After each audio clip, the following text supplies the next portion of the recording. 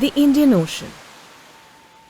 As early as the 1st century AD, this region had a flourishing trade carried out through wooden sailboats called dhaus that moved to and fro with the monsoon winds. This seasonal trade connected India and Africa for many millennia. Cloth was an important part of this trade, especially textiles from Gujarat.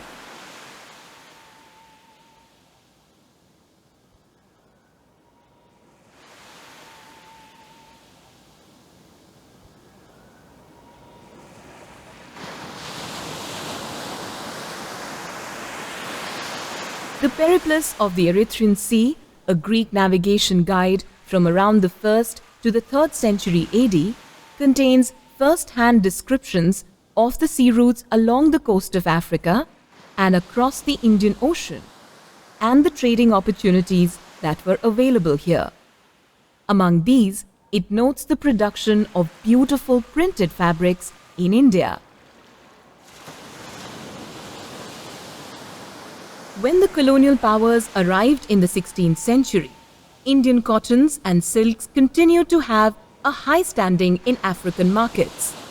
They built on this existing trade, adding to it the high speed and vast reach that mechanization allowed.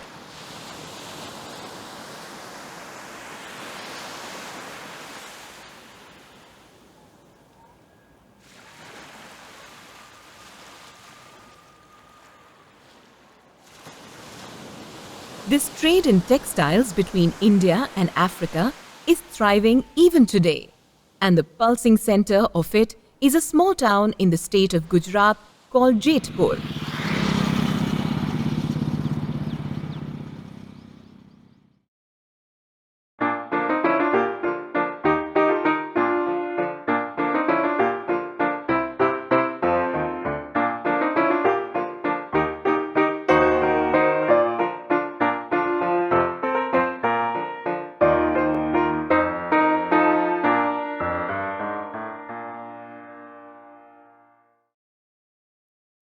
वैसे जयपुर में mainly पहले cotton sari का ही production होता था और अभी भी चालू ही है।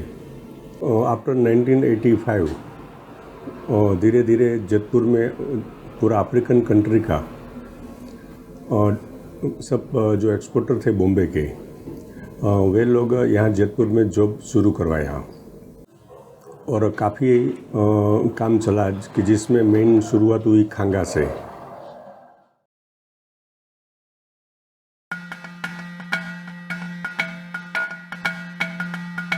Kanga is a garment worn mostly by women in East Africa. The name Kanga is believed to be derived from the Swahili word for guinea fowl, whose spotted feathers bear a striking resemblance to the patterns on the cloth.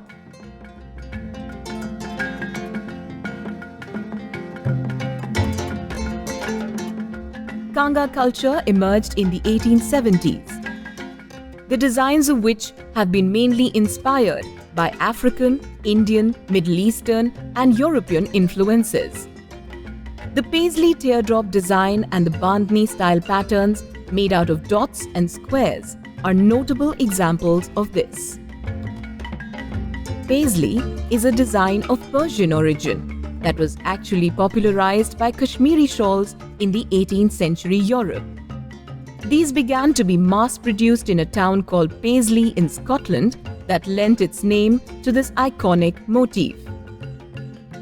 Bandhni is an Indian tie and dye technique used to create patterns from rows of dots and squares. In the late 19th century and thereafter, Gujarati women migrating to East Africa brought these designs on the saris and stoles they carried with them. Earlier, the Kanga slogans were written in Arabic. These were gradually replaced with Swahili. Swahili Kangas could have a much wider range of messages than those written in the sacred Arabic script. These also included racy messages, jokes, and innuendos. In Zanzibar, there is a very interesting story that when the kanga is used, it is put on the bed, And when the men and women wear kangas, it means that they are going to have a lovely time in the bed.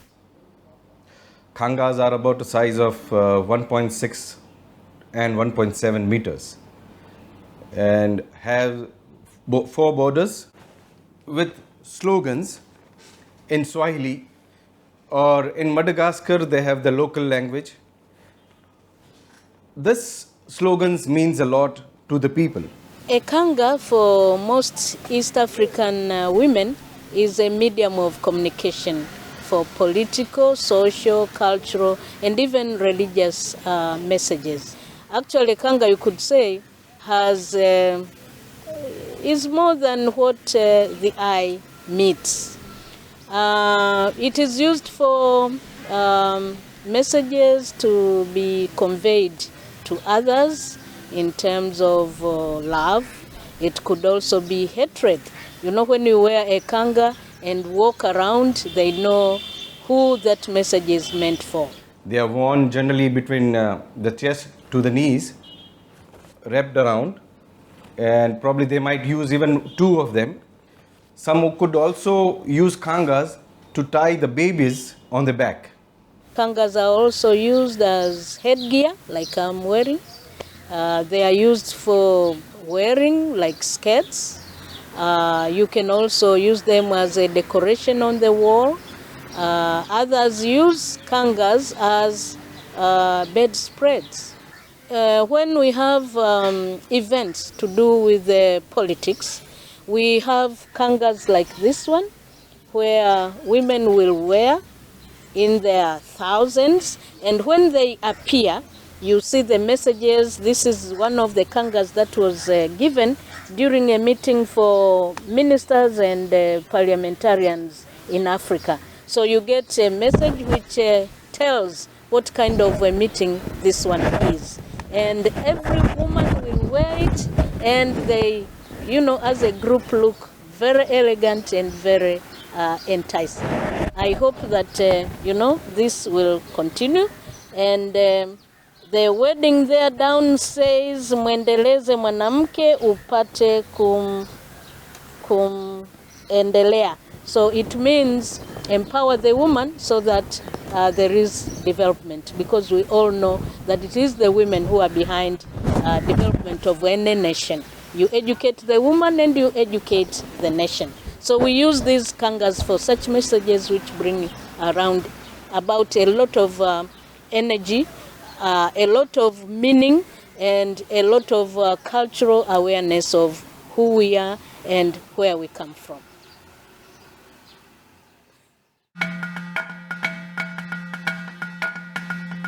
Kitenge is an umbrella term for a variety of different styles of fabric that are exported to a number of places across Africa.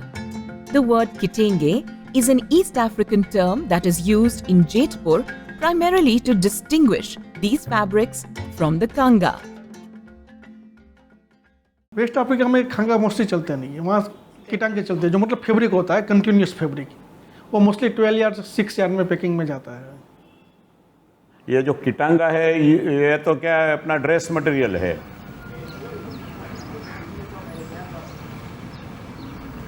वो तो ladies और gents दोनों उसका use करता है पहनने में.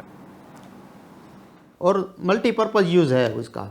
वो पर्दा बनाते हैं, ओछाड़ बनाते, बेडशीट बनाते हैं, सब उसमें से ही यूज़ कर रहे हैं. The various styles of kitenge are referred to by different names. Local preferences are reflected in the colors, symbols, and languages that adorn them. Some commemorative designs even celebrate important events and festivals. Religious and political prints broadcast people's allegiances.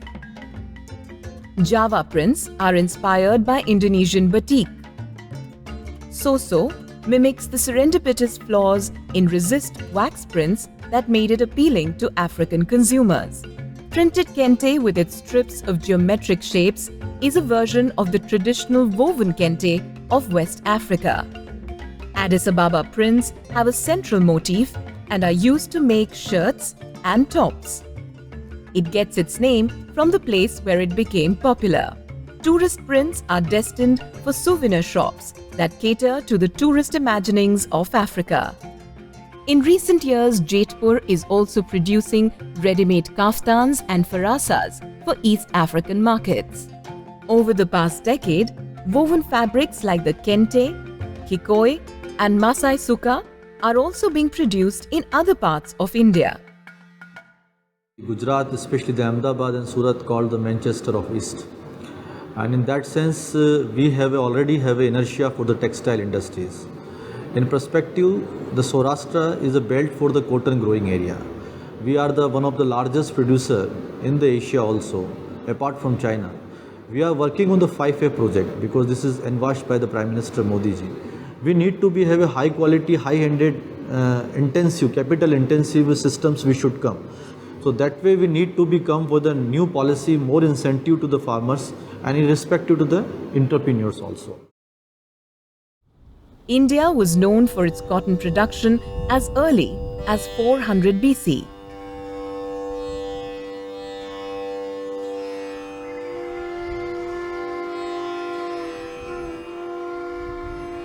It all begins in the fields of Gujarat where the cotton is grown.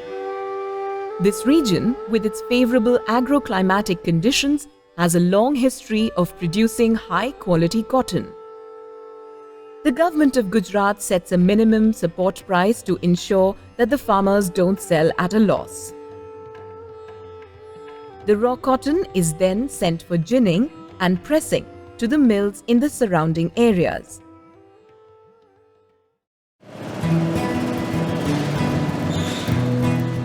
Here, the cotton fibers are separated from the seeds and other impurities and compressed into tight bales. These fibers are then spun into yarn, which is later woven into cloth. The spinning and weaving usually takes place in factories in southern India in places like Coimbatore. But some factories in Gujarat have now begun to weave their own cloth to maintain quality and ensure a steady supply.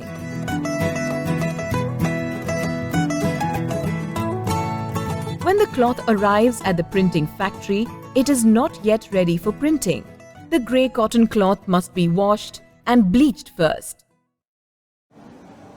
अभी अपने ये grey कपड़ा देखा और उसके बाद वो fine देखेंगे तो कितना डिफरेंट लगता है दोनों के बीच। उसमें से लगभग समझ लो ना 1 पर यार्ड से 10 से 12 ग्राम का क्वालिटी है ना वो डाउन हो जाता है। उसमें से वो जो अपना ऊपर का जो धागा के ऊपर जो रज लगा है वो सब निकल जाता है।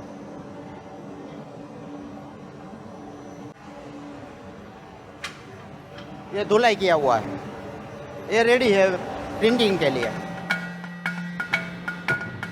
Kanga and kitenge are printed using screens.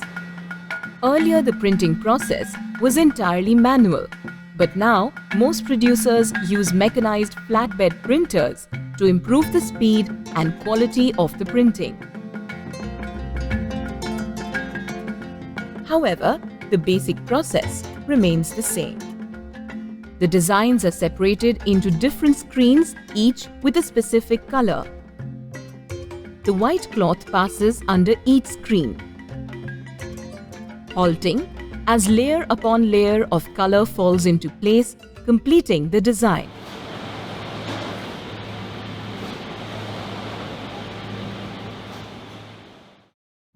Making the screens is a crucial part of this process. The clients who place the orders may send a sample or a sketch with some instructions. The local artists then must interpret these and use their own imagination to fill in the blanks. At this stage, Indian influences such as Bandhani and Paisley patterns make their way onto many of the African fabrics. Once the design is ready and approved by the client, it is recreated layer by layer onto a set of screens. Each screen is then carefully prepared. The design is printed on a treated screen with a reactive ink. When the ink is washed off, it leaves behind a permeable mesh through which the dye can pass.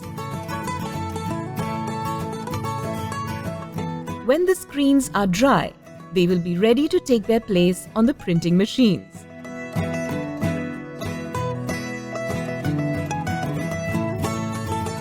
As soon as the printing is complete, the fabric is treated so that the color doesn't run. It is then kept out in the sun to dry. From here, it is sent back to the factory to be washed, ironed, labeled and packed, ready to be shipped to various destinations in Africa.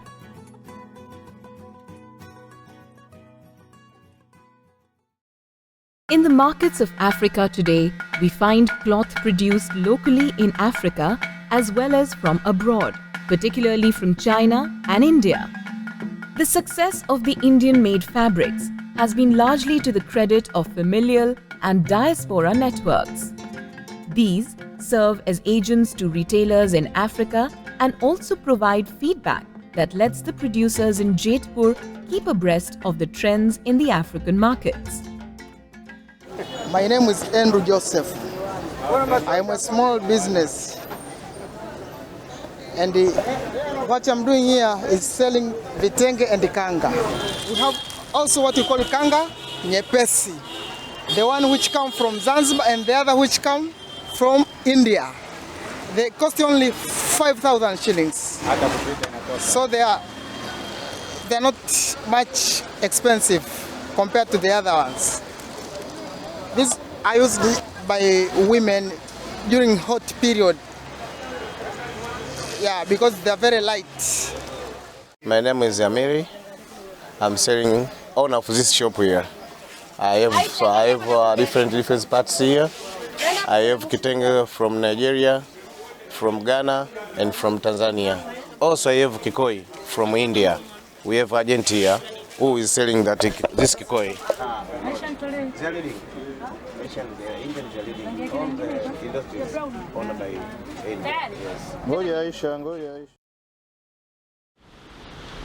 It is noteworthy that this trade in textiles has been built largely on a long history of strong people-to-people connections. Recognizing the strength of its potential, the local government has also begun to lend its support. Jetpur में ये cotton का जो कपड़ा रहता है उसके ऊपर textile printing का इंडस्ट्री बहुत ही विकास हो गया है उसका, और बहुत ही बढ़िया तरीके से ये इंडस्ट्री अभी ग्रो अप हो रही है, और काफ़ी ज़्यादा कपड़ा एक्सपोर्ट भी हो रहा है फॉरेन कंट्रीज़ में, तो फॉरेन एक्सचेंज की भी काफ़ी अच्छी कमाई गवर्नमेंट को हो रही है. Dealing in Africa in earlier years was quite difficult when there was hardly much banking system. Right now, the Kanga or probably the whole of African business is done on trust. And 90% of the exports from India is on credit. Gujarat के Africa के साथ में trade relation बहुत ही अच्छे रहे. सालों से Gujarati African countries में जाते आते रहते हैं. साथ साथ में आपका जो स्पेसिफिक कहना है टेक्सटाइल इंडस्ट्रीज़ में, उसमें यहाँ पे जो जेतपुर नाम का इलाका है वहाँ से भी व्यापारियों का स्पेसिफिकली अफ्रीकन कंट्रीज़ के साथ इनके व्यापारिक रिलेशन है. साथ साथ में इनकी प्रजा के साथ घुल मिल गए हैं. यहाँ पे कई भी फेस्टिवल प्रसंग होता है. हमारे वाइब्रेंट गुजरात में भी काफ़ी अफ्रीकन कंट्रीज़ यहाँ पे पार्टनर हुए थे. तो बिज़नेस के साथ साथ सोशल रिलेशन के तौर तरीके के साथ भी बहुत ही अच्छी तरह से अपना लिया है.